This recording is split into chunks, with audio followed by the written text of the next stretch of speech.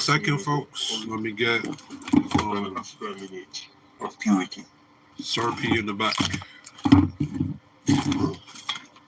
Fuck it.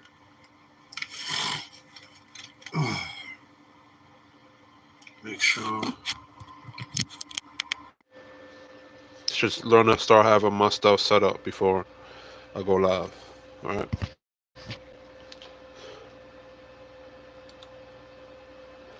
Now today,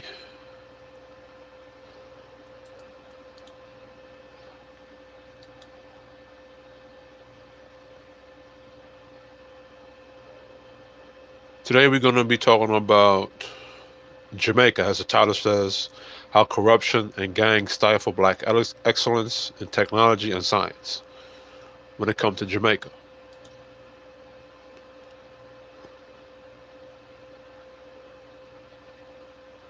Because you can't tell me that you have poor people in Jamaica, mothers and parents and ghetto youth, paying to send their children to university and these things. And, those children can't take what they've learned and bring it back to the community. And make sure on public. All right. So let me do it like this. Let me set my thing to subscriber chat only. On your way in, click the like, click the share. So for now, I'm going to leave it to anyone. Anyone can talk. If I start seeing troll messages speaking, then I'm just gonna block that. But what inspired me to go into this topic about? Hold on one second. Let me close my door.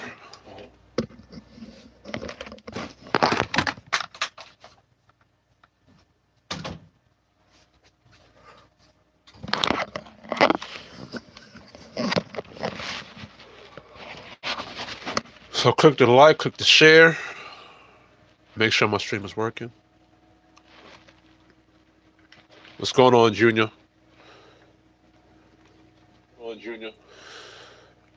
Respect for those of you coming in. Respect the channel. Respect the topic I want to speak on. Speak on the topic that I'm talking about. And part of masculinity and manhood is to respect the man's channel and how he wants to operate and run things. Feel me? But the reason I want to talk about Jamaica and Jamaicans, right? We don't want to fall into the trap of not holding ourselves accountable when it comes to, Caribbean black community, but specifically, what's going on, folks?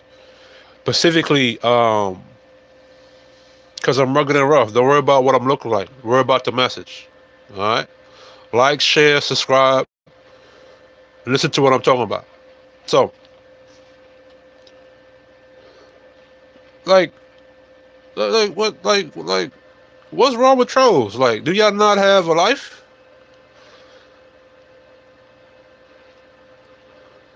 All right, so now I'm just gonna remove that person.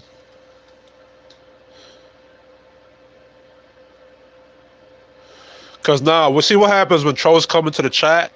Because of YouTube policies, if I roast them back, I'm going to get flagged. Or they're going to come flag my channel. Because I could really roast that kid that just said that. But whatever. Back to the topic. So, the reason why I'm making this topic is because as Jamaican blacks, or as the Caribbean blacks, nah. So now I'm just going to block you from the chat. Why you don't just have block a nigga from the channel? Why you gotta hide the user? Ridiculous. Anyway, so as Jamaican blacks or Caribbean blacks, this goes for Trinidad, Haiti, Jamaica, or whatever neighboring islands. We don't want to fall into the trap of not holding ourselves accountable and not addressing the issues that's going on with Jamaicans going on in Jamaica as far as politicians and gang culture and dancehall reggae and how we behave ourselves when we go abroad, right? Growing up, I remember my Jamaican parents above me, they used to have a certain level of, no, we can't talk about football.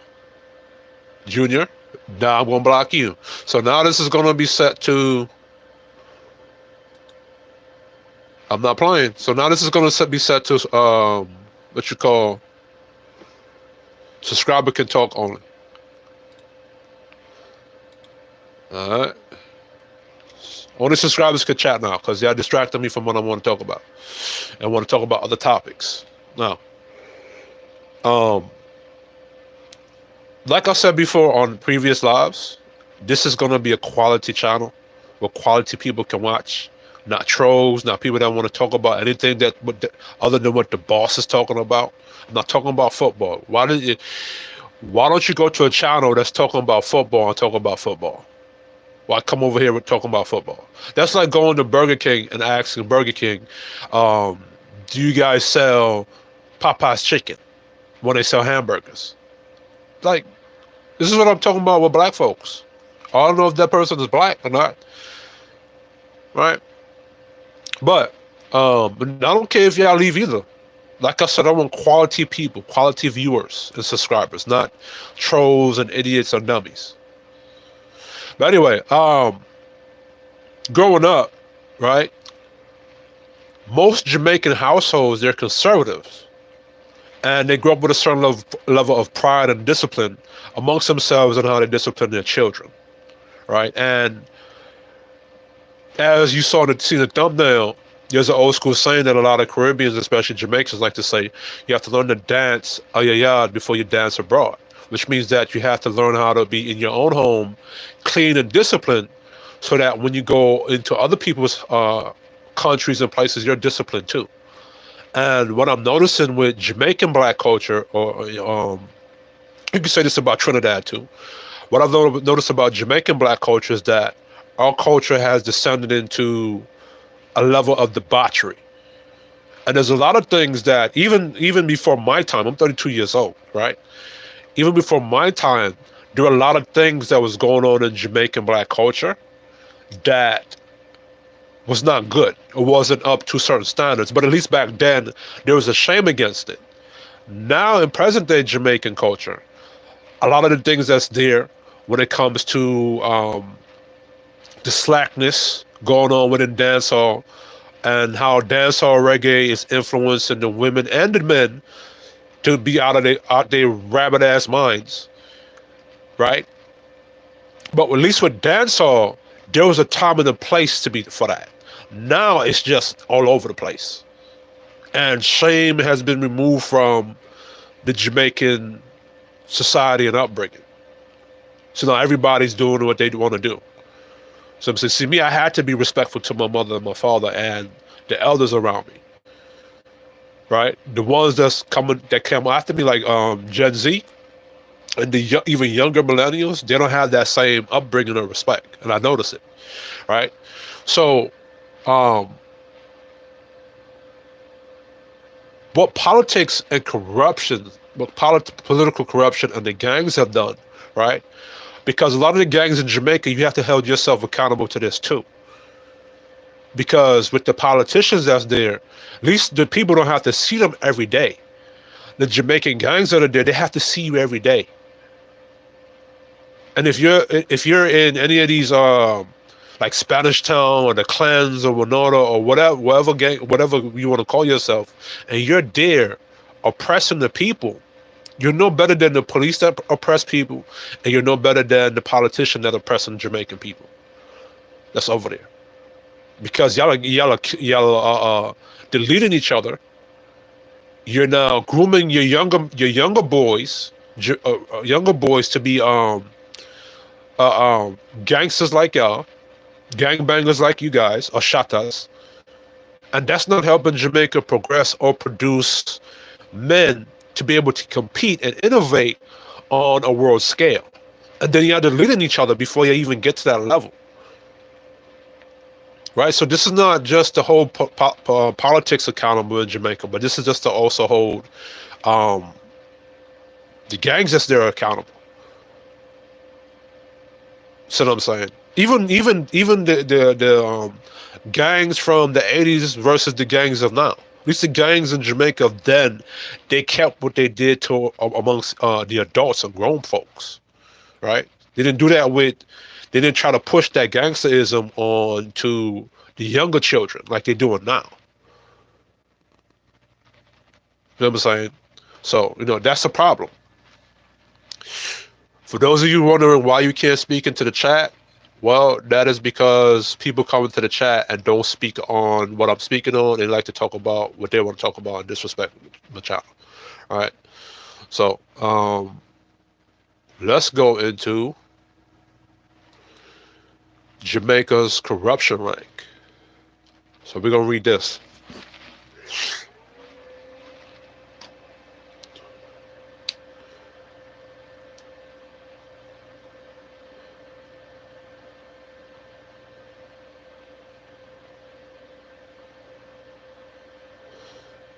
Mm-hmm.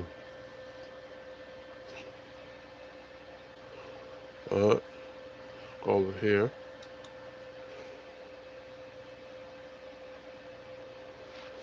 The warring phenom of food insecurity in the Caribbean, which to me, and this is my first time reading this, to me that's crazy. There's no reason why with Jamaica being so fertile where you can grow virtually anything that Jamaica's not one of those countries that would dominate the Caribbean as far as agriculture. That's ridiculous.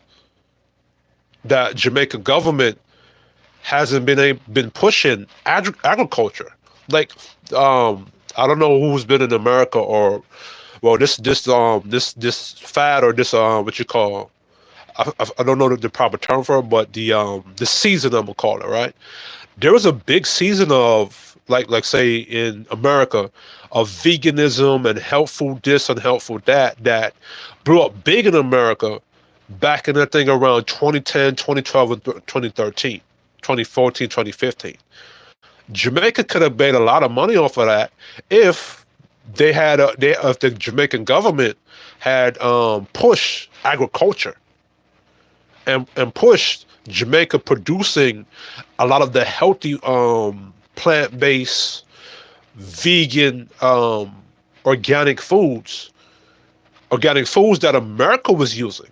Because remember, there was a big superfood, moringa this, merengue that. What else did they have?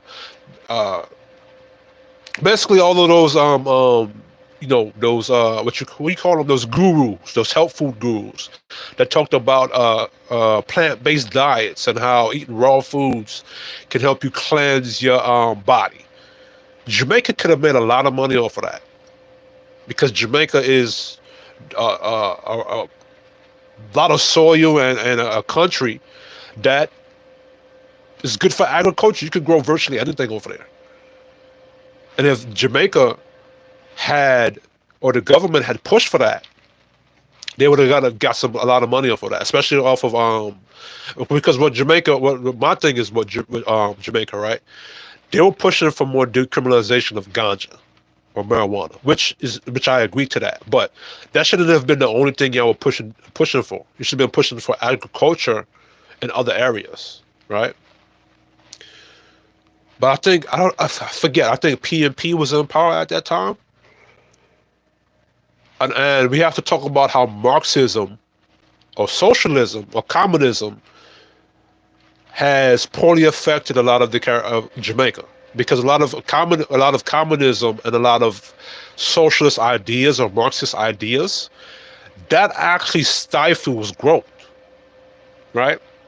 Because now with Marxism and communism, it actually puts more regulations on stuff. It actually takes away a lot of opportunity, because what happens under communism, the states wants to have power and control over how the citizens live their life. You feel me? And now when you have the state or that government with more power than the citizens, and the citizens can't keep that government in check, like here in America where we're of a democratic republic, that's the issue, right? So let's look at the food price inflation. Across the Caribbean, farmers are worried about improving their production, and the food shoppers are worried about the high cost of food prices. While international food prices have decreased recently, domestic food prices remain high in some parts of the Caribbean. This increase represents the region's primary driver of food insecurity, which is now a worrying phenomenon. Today, food insecurity stands at its highest level in recent decades. In the English and Dutch-speaking Caribbean, around 43% of the population report reduced food consumption in 2023, such as missing meals or reduced food intake. In Haiti, 58% of the population is classified as in a crisis or emergency stage of food insecurity, which is crazy. How in the Caribbean, like I said earlier, you have all that fertile land and you're not producing your own food and crop? Let's continue. The Caribbean is unique in having a generally high cost of food compared to other regions. The average cost of healthy diet in Caribbean countries was estimated at USD of 4.4 per person per day in 2021. Purchasing power parity terms, which is 42% higher than the Organization for Economic Cooperation and Development average, 13% higher than the lower middle income country average, and 5% higher than the small island state average. Several structural factors present a challenge to reducing food prices. The region is a net food importer. So it's like they're importing more food than they can grow on their own island. Like, for instance, Jamaica imports, I think, water and something else from Trinidad. It's like, why? Why are you doing that? Right? And the fact that the Caribbean is importing food when you could grow your own food and provide for yourself, when you don't need to worry about foreign food that's going to now come into the island and now give you high blood pressure or cause you cancer or diabetes. You could grow healthy food when you can feed yourself. Traditional Caribbean agriculture focused on producing export commodities such as sugar and bananas. While Caribbean countries now aim to shift toward increased food production and diversification, domestic production volumes and productivity remain low. The cost and time related to inter-regional food trade are also high. Countries have reduced options for economic of scale due to small market size, leading to higher per unit production, logistics, and transportation costs. So, this is what, in America, when they were talking about the economy as far as importing gas and cars from like China and stuff like that, when the economy is bad, consumers tend not to buy as much food. Therefore, places like America or abroad, they don't look towards Jamaica or these places to get their food resources from, right? So this is how, with the presidential election and how world economy can affect places like the Caribbean. See what I'm saying? This is where you hear Donald Trump talking about, putting tariffs on China and other places if they keep doing bad. That's to bring money back to America and to prevent other countries from doing, bad economical practices, right? Agricultural policies are more burden on food consumption. I spoke about that. Agricultural policies place more burden on food consumers than producers. In the Caribbean, financial support provided to the agriculture sector is at a level like Latin America region, but mostly benefits producers through market price support from trade protection policies for Pacific products. While this limits public sector expenditure, support to farmers, price support represents an implicit tax on food consumers who pay higher domestic prices. Duties and taxes on food imports have also often served as a source of government revenue, even where they do not protect a domestic industry, which is crazy, right? Because you got to protect your domestic prices, especially if you're growing from home. You're growing your own homegrown food. There's no way that you should have high taxes on your domestic goods that, what I'm saying? I get if you have to tax something, if you have to import food to your country, but you have your own domestic stuff that's there, right? The Caribbean, or CARICOM, has renewed its focus on boosting regional food production and inter-regional food trade following following COVID-19. Well, basically, right, what this article is talking about, because I'm not going to read through all of it, what this article is talking about is the issue with food and food policy and um, the production of domestic food onto the country, right? Places like Jamaica, Guyana, Belize, and wherever. And it's even saying it right here, boosting food production without taxing consumers. Continental CARICOM members such as Guyana, Belize, and larger islands such as Jamaica have potential to significantly increase food production. Smaller island economies also have potential to improve production of fruit and vegetables or livestock production that requires small land footprint. Many processors and storage operators in the region are far below capacity, indicating the potential to scale up primary production. Well, basically what that's saying is that they have the potential, like I've been discussing, right? And for some odd reason,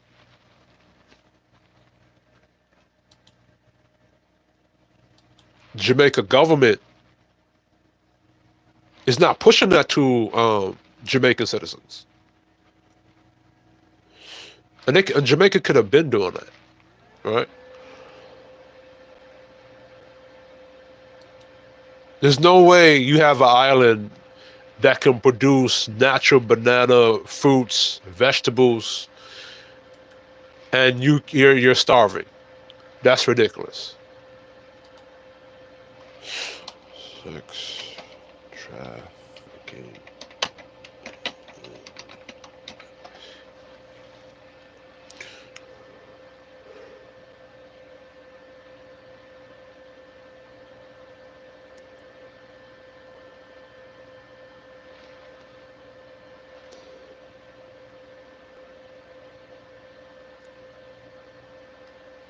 Oh my goodness. So let's look at this. We're going to go into crime. This is going to be, I went into food, we're going to go into crime, right? And then we're going to talk about after that.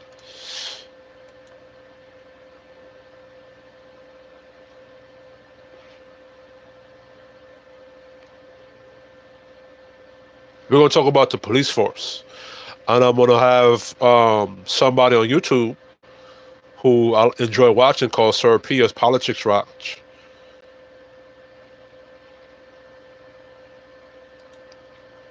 Or video he's done to showcase some of these things. 2023 Trafficking in Persons Report. The government of Jamaica does not fully meet the minimum standards for the elimination of trafficking, but is making significant efforts to do so. The government demonstrated overall increased efforts compared with previous reporting period. These efforts include investigating, prosecuting, and convicting more traffickers, implementing a screening tool and national referral mechanism for child victims, expanding training for criminal justice. Yo, that is a serious issue in Jamaica, where you're having people trafficking women, children, and boys. Right? If you go into a lot of those garrisons, a lot of those garrison and ghettos, it's like one mother, 4 or 5 picnic. If the father's there, he's struggling to find work to support them, or Imashatas, and he gonna lose his life, and now the mother's by herself with the kids. So could you imagine? That's like prime. That's like prime real estate for traffickers. If you were looking to, kidnap children, women, and the young boys, go to Jamaica, go to the garrisons. There's a lot of that there, especially in the garrison and the ghetto. And that's a serious issue for Jamaica. And with Jamaica's police force, and let me tell you something. A lot of Jamaicans' corruption comes from politics. If you take it back towards the 80s and the 90s when you had JLP versus PNP, that's where a lot of these gangs and stuff started. This is why, you got to hold Jamaica's government accountable, and how Jamaica's government has been moving for the past couple, especially during COVID. It's crazy, right?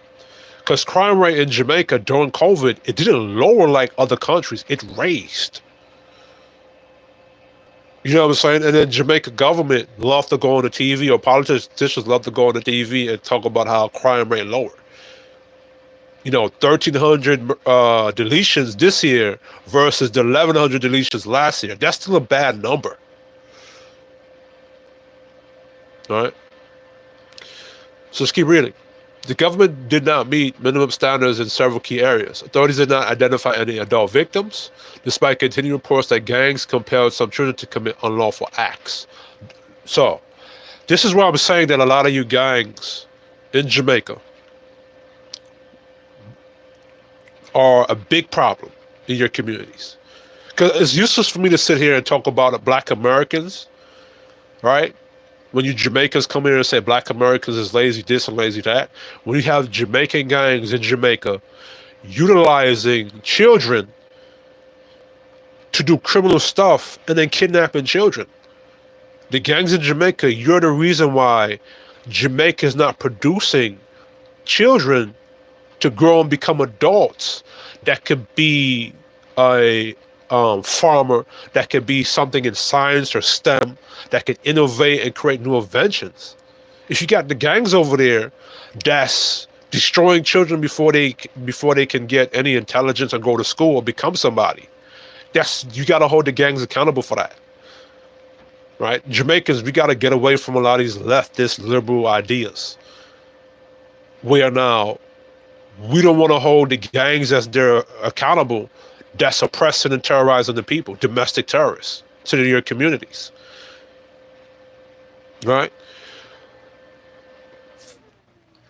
So this is saying, despite continued reports that gang compelled some children to commit unlawful, not some children, there's a lot of children they do that with, right? They'll even have children do hits. We're not going to get into that, right? Authorities detain and arrest children for gang-related criminal activities without screening for indicators of trafficking. The Office of the Children, this is OCA, the Office of the Children Advocate reported systematic failures and individual misconduct within Jamaican child protection system that left children and young adults in state care at risk of re-victimization. You know what that means. Like in America, where you have CPA, the CPA, what they'll do is, say in America, right, the mother's abusing the child, right? And there's an abuse rate amongst Black American children by their mothers, right? And say you're the child's father, and you call CPS on the child's mother because the child mother's new boyfriend is SAing the child. What CPS will do is, and say the child goes over to the father, he's staying over at the father's house. What the CPS will do is they'll take the child from the father and send it back to the mother to keep getting SA'd by the boyfriend, the new boyfriend that the mother's in a relationship with. And then now they'll blame the biological father when the biological father went to the court, went to CPA, and did what he was supposed to be doing. But the CPA would take that child from the father and send it back to the mother for, whatever essaying is going on over there. See what I'm saying? Or even if the mother does not have a boyfriend, it's just the mother being abusive to the child, and the father's trying to so for example, a lot of times the mother will be on a dope head or be on some kind of crack, and the father's trying to get the child away from the mother. A lot of times the court system in America and the CPA will still send back that child to that mother who's on crack or on some type of drugs. See what I'm saying? So I can only imagine what's going on in Jamaica, according to this last line where it says, OCA, Child's Advocate, reported systematic failures and individual misconduct within Jamaica's child protection system that left children and young adults in state care at risk of re-victimization. Now, I will commend Jamaica for coming up with programs like that to kind of protect children that get abused or in certain situations. That's good. But, if you're going to now do the same thing, going to put you create a system to save children, but now that system is being used by people, corrupted people, to put those children back into a state of victimization, that's a problem for Jamaica, right? Let's go here. fully implementing the screening tools to increase protective identification and referral of potential trafficking victims among vulnerable groups, to include Cuban overseas workers and children apprehended for gang-related activity.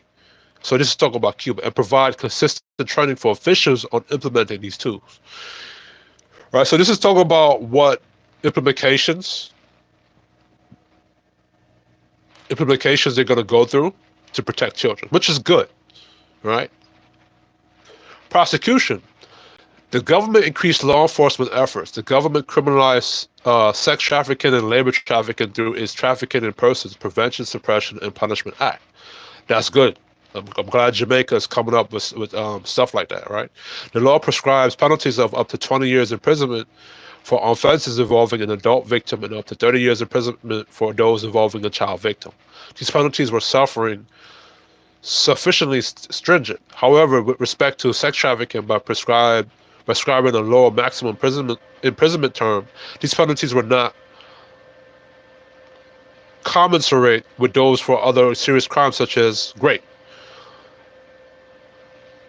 UNTRIP has recommended a legal amendment to more clearly define forced criminal activity as form of trafficking in order to strengthen the tools available to criminal justice officials seeking justice for victims of these crimes. Now, the thing with Jamaican police, right, is so corrupted that situations like these would be reported, but because one man have link with somebody at the police force or JCF, right, now that reported incident could get brushed under the rug.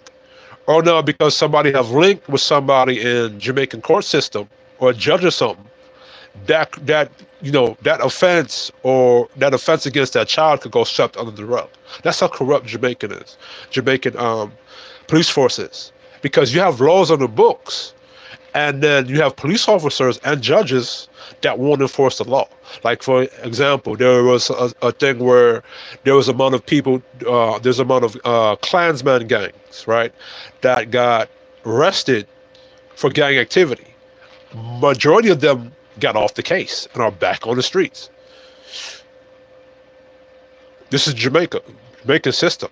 You found a boatload of criminals that was terrorizing the communities in Jamaica. You had them in the palm of your hands to give them some time to take them off the streets, but then you allowed them back on the streets to cause more terror.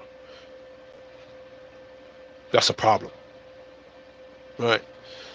And like I said, it's ridiculous for me as a Jamaican American to talk about Black American issues and we don't talk about our own issues. Like I said, you have to learn how to clean your home or yard before you can go abroad. You understand? Officials investigated 60 trafficking cases, 55 involving sex trafficking and 5 involving labor trafficking in comparison. Officials investigated 53 trafficking cases, 51 involving sex trafficking and 2 involving forced labor. In previous reporting period, authorities initiated the prosecution of 7 suspects, 5 charged with sex trafficking and 2 with labor trafficking. An increase from prosecution of 4 suspects charged with sex trafficking crimes initiated during the previous reported period. Authorities continued prosecution of 24 defendants charged with sex trafficking crimes in previous reporting periods, and 2 defendants charged with labor trafficking crimes. Let me see if they actually 2 defendants charged with labor trafficking crimes. 6 years or 9 months imprisonment, 1 labor trafficking to 15 years imprisonment, and one labor trafficker to either 3 years imprisonment or a fine of 1 million Jamaican dollars. That's not enough right there. 6 years, they're gonna be back there on road, and I do the same thing.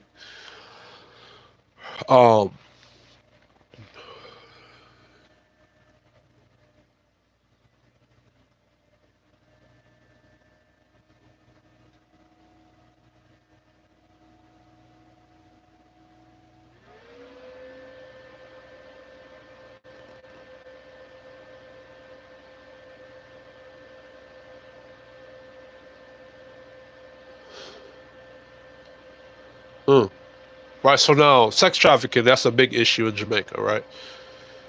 And I'm glad they passed some laws and taking steps to prevent such things.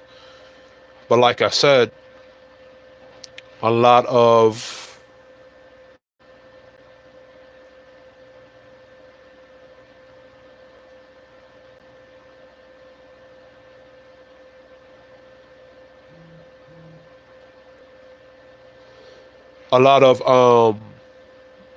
these criminals, they get off, right? And because of a lot of the corruption in JCF now,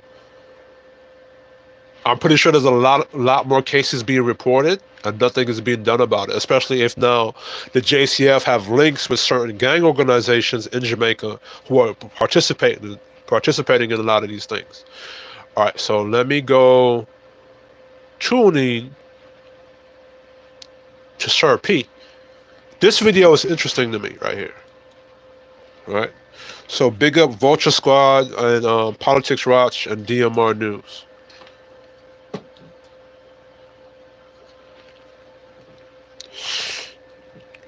So big up. I wish that I had the ability to go to Jamaica and do some, private investigation to see what's going on over there. Couple days now, people have sent me. So we're gonna listen to this. This is what I know, so if I think I'm a top road on this platform, I will outlive me. Because people really are tuning in. Because enough times, we drop videos about certain things, and all, me forget about it. Because when you have to make new content day after day after day, just 200 videos ago, feel like an eternity. But the people who are consuming the content, they remember everything. So I want to shout out Politics Watch because he's like a private investigator. He don't show his face, which I don't have an issue with that because with how Jamaica is going, like if there's been people that tried to do what Sir P is doing and show their face, and let's just say they got deleted. But Sir P, this is a great way for him to do it because he's a private investigator, and it's good that he exposes the gangs, the government, and Jamaican people overall, because this is needed to clean up Jamaican society, so Jamaica could get back on competing on a world scale. Because right now Jamaica is not competing on a world scale. All we got is dancehall, and dancehall is somewhere in the pit. So. To the point of them, I remember me both things when me say. So let me skip past this. People say, look YouTuber, remember the Clansman series? You talk about. No one say, no people link me and I say, boy, look YouTuber, remember you say this, see come to pass ya. Let me just stop and write this one. Don't ever in your life disrespect. They'll write Chuck like that. Don't ever in your life disrespect. They'll write Chuck and him expert friend name. What are you trying to insinuate? That they'll write Chuck tune in the morning time with him PIA mug and I listen to video. Don't ever disrespect the Justice Minister and him friend name like that ever again. I'm sure this is all one big coincidence. Why would they tune into a local YouTuber who only purpose is to bad mind scam and fight against the artists and make up things to get views? Things that we talk about. That's the other thing with Jamaica and Jamaicans that that's why I disagree when the FBA said that Jamaican niggas is not the same as Black Americans when we are. Right, so now if you're like in amongst Black Americans, if you're holding them accountable for something they're doing wrong, they'll say you're anti-pro-Black, or you're not really pro-Black, or if you're critiquing women, they'll say you hate your Black mama or some shit like that. When it comes to Jamaican niggas now, and you're holding them accountable for doing something they're doing wrong, they say you're bad mind. So you now doing criminal activity and you're scamming people, and I'm calling you out for that, my bad mind. You gangbanging and sex trafficking and terrorizing your community, and me calling you out for that, I'm bad mind. That's ridiculous. On a real impact panel. It's just fun and game the words, right? their favorite Anglo-Saxon say it's rubbish. Surely the experts them wouldn't hear it and look at YouTube and say, recruit lawyers, help put case together. Don't disrespect the experts like that ever again, please and thanks. PIA patrons, but please do not disrespect the experts like that ever again. These people are too big, too educated to listen to a minuscule platform like this for any kind of interesting ideas. So even though, yes, I'm gonna post Politics Watch channel into the chat.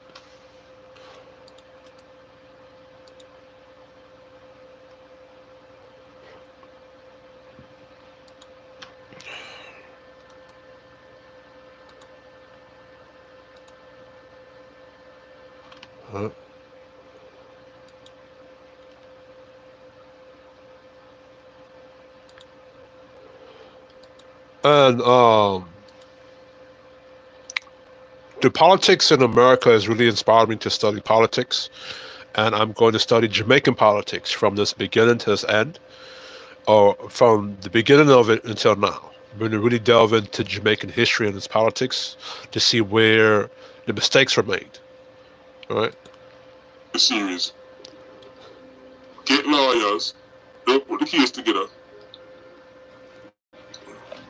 That way they can spot things that the police them not spot. So in time they reach a court. You see, I remember exactly what I'm saying, and people actually have to jog my memory in time, then jog it. I say a real thing, but I can't remember which video exactly I said, you know. But I know it was the Klansman series. I was talking about the fact that enough things that get thrown out of the case based on technicalities. Documents never right and paperwork never stand away, so I say, get some lawyers to help put the case together. Well, luckily somebody else in the government was thinking along the same lines. Fortunately. See the main screen? Lawyers being recruited into the JCF to strengthen preparation and completion of case files. Justice Minister Delroy Chuck says the government has initiated the recruitment of 20 attorneys for the Jamaica Constabulary Force to strengthen the preparation and timely completion of case files in order to enhance greater efficiency within the justice system. Now, Sir P says something important, right? Remember earlier when I was reading down the sex trafficking laws going on in Jamaica, and I was talking about how a lot of corruption in the JCF and how a lot of these cases are being swept under the rug or they're not being filed properly, and by the time they take them to court, you can't file it anymore. Well, this is good, right? Because now that JCFs have lawyers now, and now when you're going to now file a child sex trafficking thing, or somebody's reporting to you, and now you want to go convict the person that's victimizing that child or that young adult, you can now file those cases, and now you can get that person convicted instead of pretending like you're like in 1976.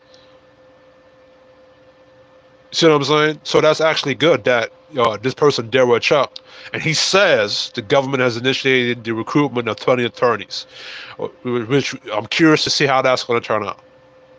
Right? The fact that JCF doesn't have lawyers or people there that's going to do the proper paperwork, so that by the time you go to court, and this is coming to be like the FBI. Like the FBI have like a 95% conviction rate. So hopefully this works out for JCS over there. So now when they lock up a criminal, or they're going to go do something against one of the criminal organizations in Jamaica, they can convict some criminals and get them off the streets and purge the streets of those criminals. Right? And to the people, like, you cannot, let me say this, right? To JCF or JDF, right? You cannot be oppressing the people like how the gangs are oppressing the people, and then expect the people to side with the police officer, with the JCF. Because like the people are caught between JCF and the criminal organizations in Jamaica. It's like, which side do I pick? Both of them are oppressing. It's not like the people can have the power to do something about it. These are dangerous forces, right? So That's good. Preparation and completion. Preparation means case I get put together. 20 actual attorneys who know the law better than the regular policeman can point out that this way the I will call a technicality. That I will call a technicality. The DPP office is already swamped. They need people in the JCF run over things before case get put in. Who remember that video there? If somebody can remember the actual name of that video, link me and give me. Because even me remember it. And if the people want to tell about it, they remember the exact video neither, because the Clansman series was a long series. We talk about a whole heap of things. This is not the most exciting story, but this is a big step forward for the JCF.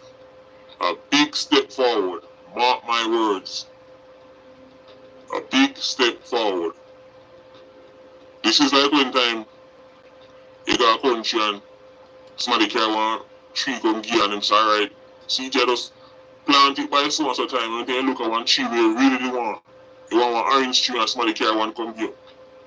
You plant it, you can't wait for it bear fruit. Well, this I go bear fruit. This I go bear fruit. Just like them time last year, I tell them to say, change the axe them or upgrade the axe them, firearms, corrections and bail. I'm not to see how that area go now. Well, we see how that area go. Years we are ball for the same thing till we finally get it. We see how that area go. But that doesn't mean say there's anything to celebrate. We're not putting no champagne on the ice. Because the mission is to get under 1,000. We tell them say if the Asian umbrella is really serious about the work in Ghana on 1,000. But this is important because enough case, clear out case, when them get star witness, when them get high level undercover operation, get that shot back. See that? Case preparation. You see that? Because the cases are not being done properly, you have to not throw away the case. And then that person that was being a terrorist to their community, they get back on the street to cause more problems. And it'd be something different if it was just gangs, a criminal organization versus criminal organization. But it's against the people that's there too. That's not part of their organization. And then those criminal organizations, they got to recruit people, which is bad. See what I'm saying? No, it's right. Listen, enough of these learnings are coming out for the Klansman anti-gang case. Enough of these learnings. When you hear me tell us get some lawyers to prepare this and all that, it's because I observed what happened with the Black Man faction anti-gang case. This is why I'm telling us that C4's actions will resonate for a generation. And the next generation, and the next generation. People are going to see things take effect that only change because of the learnings from Black Man anti-gang faction. And that happened because of C4.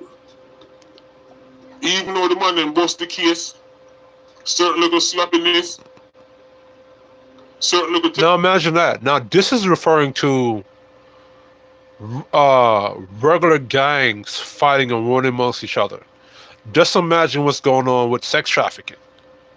If you can't file cases against gang members or criminal members of certain organizations in Jamaica, just imagine what's going on with other areas of criminal activity in Jamaica, like sex trafficking, scammers, and et cetera, et cetera, et cetera. Just imagine. You're not being able to put certain files together properly, which I think is cap. I think they do know how to put those case files together. They're just choosing not to. And I think this Derek Chuck, he's just saying this is what he's initiating. What I notice about with a lot of Jamaican politics is they say they're going to do things and they initiate it, but they don't follow through. Technicalities, enough of them gap there will get plugged. 20 attorneys. And see, the problem with Jamaica now, right, is that because it got its independence, I think in what, 1960? Let me look it up properly so I don't make things up. Jamaica's Independence. Independence. In another video, after I do this live, I'm going to do a topic about Marxism and how it's negatively. So Jamaica got its independence in 1962, right? I think that's what 50 of that's like what 40 years, 50 years. Let me see. 2024. This 1962.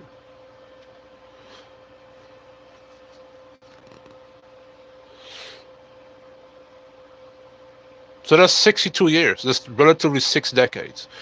Before that, Jamaica was under British rule. You know what I'm saying? And it, went through a 300-year slavery under first they were under the Spaniards, and then they were under the Brits. So a lot of the people that you see in political government, they're of that slave plantation mindset. It's like, although Jamaica is a third world country, that doesn't mean you must be stuck in a state of de-evolution.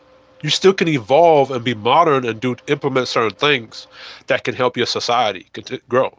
But now, because Jamaica's foundation is in pirates like Henry Morgan, its foundation is in corruption.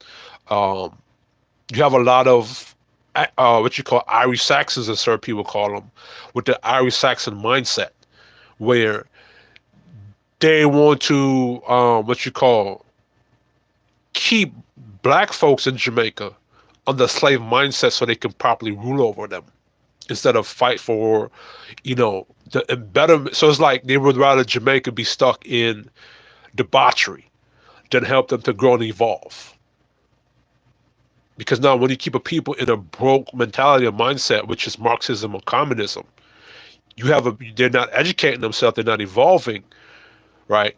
You can have better control over those people. Well, as opposed to capitalism, where the individual has the ability to grow and evolve himself. You don't have that much, and now the individual people, they can check the government and put the government in check, right? Because in America, a democratic republic, the people have power. They can vote the government out. See what I'm saying? So because of Jamaica having those old slave mentality mindsets, it's still there. And you see it. So let's go. Or back to Serpy. And I'm going to start reviewing some of Serpy's videos.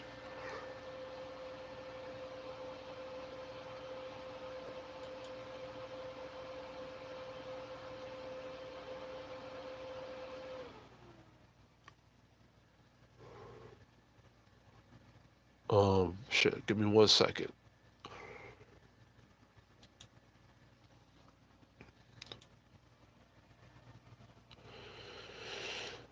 But seriously, Jamaican people, we need to step our game up. We cannot leave a legacy of just gangbanging, badman isms, and all the negative isms that we Jamaicans participate in. We need to get back. Okay, guys, I swear I didn't search for any of these. They're just ads. What is that? Sure you didn't, but What is that? Oh, it's a ad thing. completely removes unwanted ads on Chrome. It blocks every ad you see, so you can browse, watch, or present online without interruptions. Plus, if you do have... Skip. So we're going to go into this.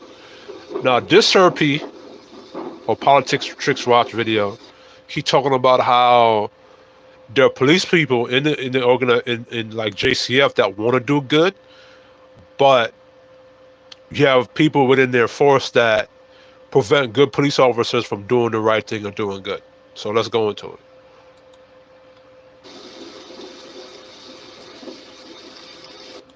Next side of the story. Alright, come talk the next side of the story then, but for now we can only work over here myself. You come talk your side there. Without something we know happen. And it's not just a JCF thing. Enough Iranians can relate. Something I go on in the workplace them tell you say, when you see anything spooky around, call it out. Them tell you say, do the right thing. But as I said many times before, in Ironman, doing the right thing can feel like the wrong thing because suddenly you start to feel alone. Let me hear the policeman say, check this out. Works at the Kingston Central Police Station says he's left with no choice but to tell his story about what he describes as victimization in the workplace. He believes he has been targeted because he spoke out about a fellow police constable who was working contrary to the law. He alleges that the constable was seizing motor vehicles without good reason. His favorite offense is that the vehicles, the plates are obscured. And I'm saying if I can see it clearly, it cannot be that it's obscured. So you need to find another offense where that one is not made out. Constable Campbell says... I want to pause right there. So what this constable, a JCF police officer, is saying is that he's witnessed another police officer in Jamaica, what you call seizing or confiscating other vehicles based on not being able to see the license plate. And this constable is saying, well, no, you can't confiscate the vehicle because the license plate, I could see it, I could verify it. So that's what he's saying. And he's like, there's his co-worker was just taking people's vehicle just like that. He was doing his job on reporting that issue. So let's continue. And threatened to hurt him in the presence of an inspector. His exact words were, I'm going to bust you up and go for CIB, go sit down. This man is carrying a firearm. I am not. He's a constable, you say, right? Yes. Mm-hmm. He advanced towards me and had to be held by another police officer so that I wouldn't have been harmed. This is what. So basically what he said there is that when he reported that the constable was his co-worker's misconduct, that co-worker threatened that he was going to do something to him. And that person, his co-worker, had a firearm, but he did not. And the other person had to be held back from attacking him. You know what I'm saying? So, if you have that going on in JCF now, where one person is doing something bad, but the good JCF officer is doing something good by reporting that issue, and now you're going to what's the word called, blackball him, or, make it so that his time working there is uncomfortable and he can't do his job. That's going to prevent other good cops from doing their job by reporting the bad cops going on in Jamaica. So could you just imagine you being a JCF officer and you're linked? I'm not going to go into that, but that's crazy. Like, at least over here in America now, right? You can get a police officer fired, or you can sue that police officer, right? Or if now you're a good police officer and you report that bad police officer, things are going to happen without you getting, But over here in America, there's something called a blue wall of silence at the same time, too, where police officers can't snitch on other police officers for doing misconduct. You see what I'm saying? But even to that, like if it's something that because even good police officers will tell you that they hate bad cops, because now when that bad cop in America does something, the entire police force gets affected. So at least over here in America, there's more of a stricter policies, or stricter against bad police officers that are doing misconduct against the citizen or against other police officers in the force, right? Especially out here in New York City, right? And it took a while in New York City, because what he's describing right there sounds like what went on in New York City amongst the police force back in the day, in the 80s and the 90s, in the early 2000s. You know what I'm saying? So let's continue. He says for the past 6 years, he has been facing victimization in the JCF because of another incident, but says it has escalated since he spoke out about the policeman's inappropriate action against a motorist. I did nothing wrong. It was seen as an opportunity to create some animosity. I did what the law requires of me when treating with a threat, and then I went to court. It ended in my favor, and I was the one who is transferred to sit in a practical pigsty to work. since the earlier part of this year.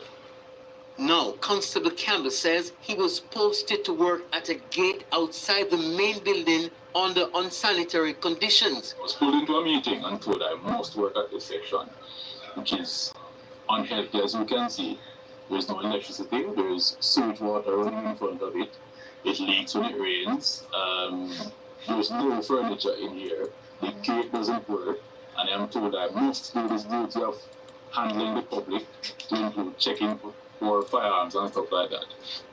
So, him squatted him and chop the line. Cause that the do. I chop the line. Them tell you, say, do the right thing.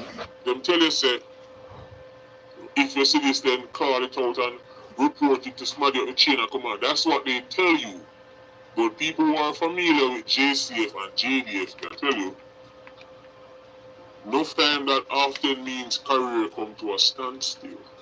And it keeps going on because the people who happen to just sit on one of them things there, complain,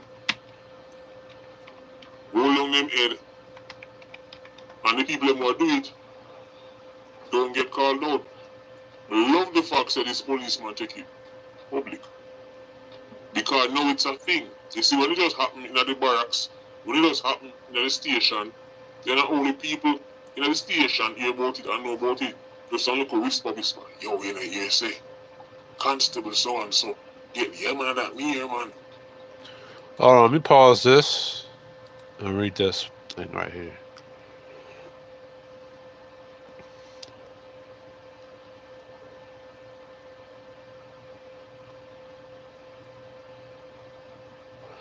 Jamaica's deadly police who live in a constant fear.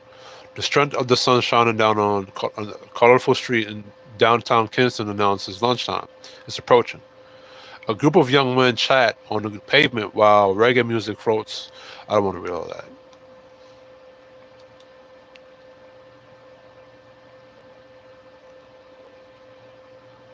We go to the part.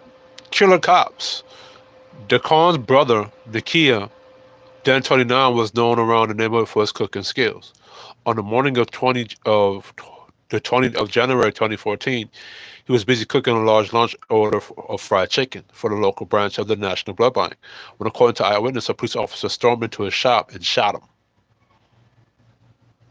So, let me read the rest of this. The young man was thrown into the back of the police car and taken to the hospital, where he died from 2 gunshot wounds, according to an autopsy. Nakia had been unarmed at the time of the shooting, according to witness. Police officers had been looking for an alleged crime suspect, a man with dreadlocks. Nakia fit that description.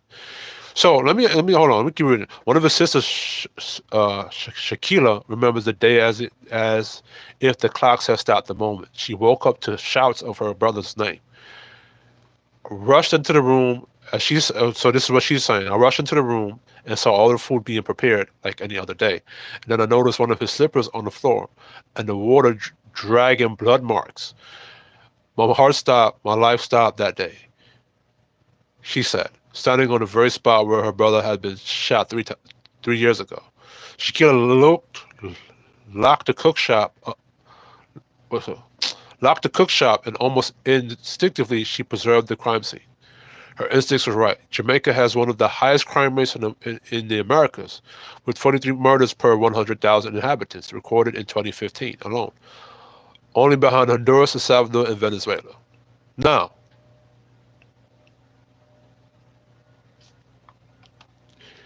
what goes on in Jamaica amongst the police, right, is you'll have hit squads in Jamaica, where they'll just run in like they gangsters or hitmen and just assassinate you, like I just read there, because that's what that sounds like. So if you have the police doing that same thing to the Jamaican citizens, and at the same time you have the criminal organizations doing the same thing to the citizens, how could the citizens win? How could you grow? Like, that kid was a cook. He could have been done. He could have, if he was allowed today, he could have did a YouTube channel and post up his social media on Instagram or Facebook, and he could have showcased his cooking skills. and been somebody great. But that life got cut short because of a police officer. So that's what I'm talking about, right? Let me read something else. Over the past two decades, Jamaican authorities have sought to fight the country's crime rate of tough approach, which was resulted in more than 3,000 deletions by the police since 2000. In 2015, 8% of all the deletion committed across Jamaica were at the hands of law enforcement. The Jamaican authorities claim that they are taking steps to tackle this crisis, but despite a steep reduction in cases of deletions by the police over the last 3 years, most of the cases have not yet reached the courts and remain in impunity. Despite overwhelming evidence of police involvement in the crimes, only a handful of officers have been convicted of deletions in the last 2 decades. That's crazy. You know what I'm going to do?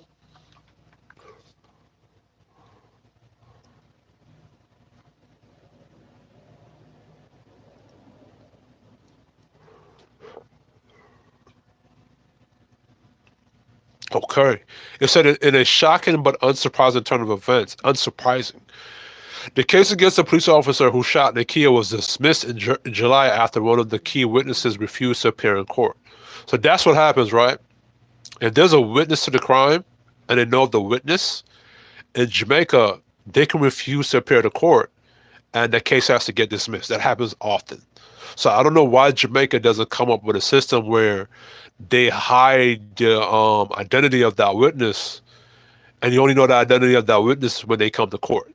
So what happens is they'll threaten the witness not to say anything.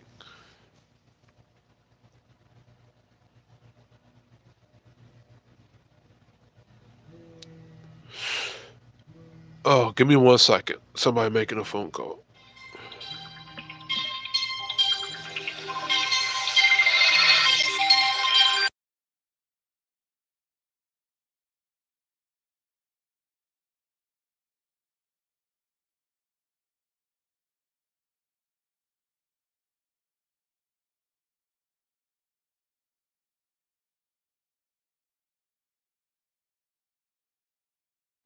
I'll just get to that phone call when I'm done.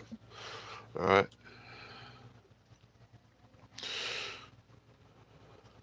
So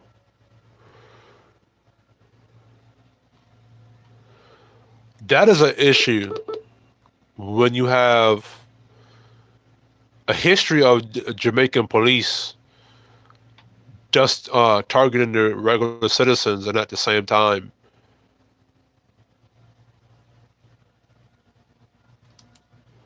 let me read this one. And at the same time, you have the gangs doing the same, what they're doing. Let me read this one.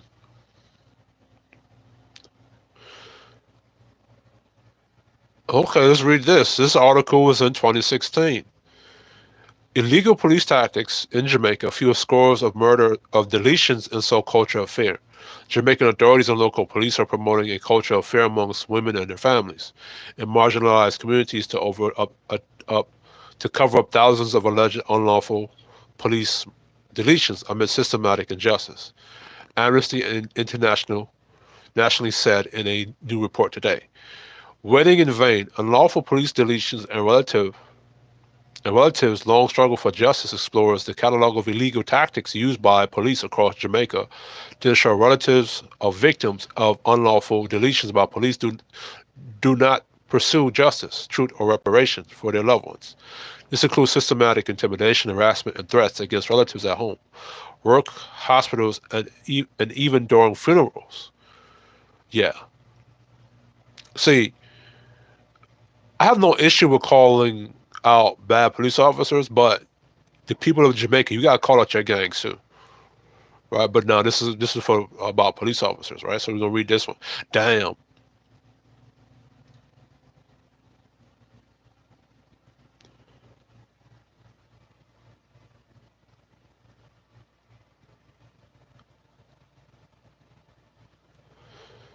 So mind you, this is happening in when they say